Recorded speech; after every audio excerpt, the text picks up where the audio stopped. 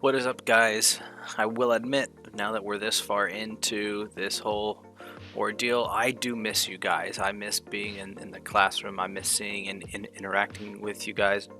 Today, your e-learning assignment for Monday, April 13th is to just watch through this video. We will be going through some vocabulary terms, some different vocab terms that we're going to need for the rest of this genetics unit, so pay attention because we're going to be using these on Wednesday.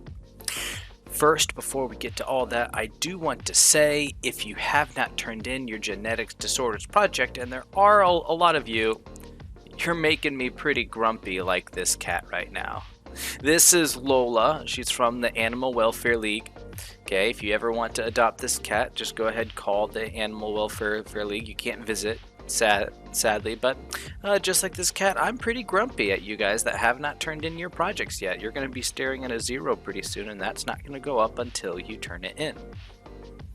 Now, over the past few weeks in genetics, we've talked about DNA. We've talked about how changes in our DNA can change the way that our traits and our bodies work. Well, here in the next few weeks, we're going to be going through and talking about how our genetics give us different traits. Like Tony the cat has this big black spot on her nose, and Tundra has this cute little brown spot, this fluff on her cheek. Both Tundra and Tony got these unique markings because of their DNA, because of their traits.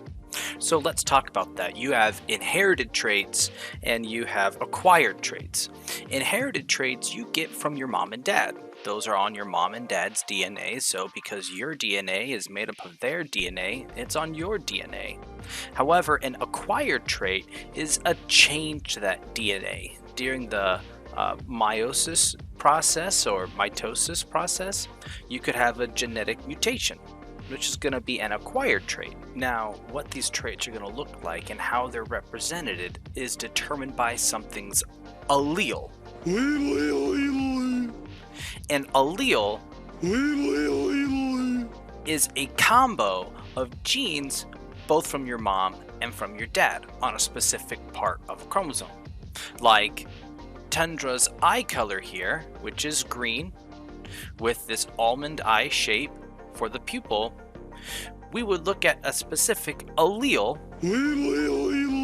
for that trait. Now hang with me here, guys. We only have a couple terms left. Here we go. Now, some of these inherited traits that we get from mom and dad are dominant traits and recessive traits. Both are determined by the alleles. If something is a dominant trait, then that means it has at least one dominant allele. So it could have a dominant allele and a recessive allele and still show the dominant trait.